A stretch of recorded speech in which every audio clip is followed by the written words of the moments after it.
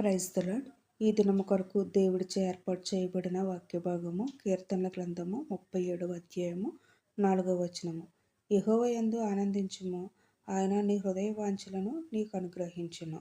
ఇక్కడ మనం చూసినట్లయితే మన జీవితంలో ఆయన చిత్తం జరగాలంటే, మన హృదయ వాంఛలు తీరాలంటే మనము ఆయన యందు నమ్మిక ఉంచాలి, ఆయన యందు విశ్వాసం ఉంచాలి.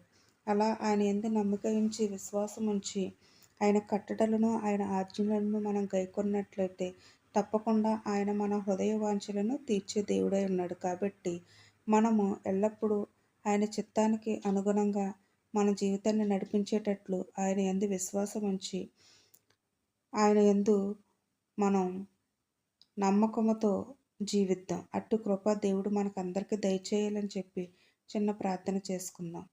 పరిశుద్ధుడైన మా తండ్రి, ప్రేమగల మా యేసు ప్రభువా, నీకు వేలాది వందనాలు, స్తోత్రములు ప్రభువా.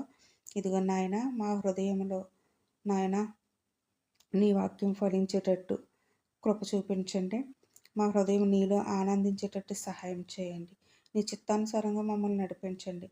మా జీవితంలో నీ మహిమ కనపడేటట్టు కృప చూపించమని నాయన, నీ ఆజ్ఞలు నీ కట్టడలు గైకొని నడుచుకుని కృప దయచేయమని మా ప్రభువును ప్రియకుమారుడు నాయన యేసయ్య అతి శ్రేష్టమైన నామంలో అడిగి వేడుకొని పొంది ఉన్నాము పరమ తండ్రి. ఆమేన్. ఈ వాక్యం ద్వారా మీరు ఆదరించబడినట్లయితే దయచేసి ఈ ఛానల్ని సబ్స్క్రైబ్ చేయండి, షేర్ చేయండి, లైక్ చేయండి. దేవుడు మిమ్మలను నిండారుగా దీవించును గాక. ఆమేన్.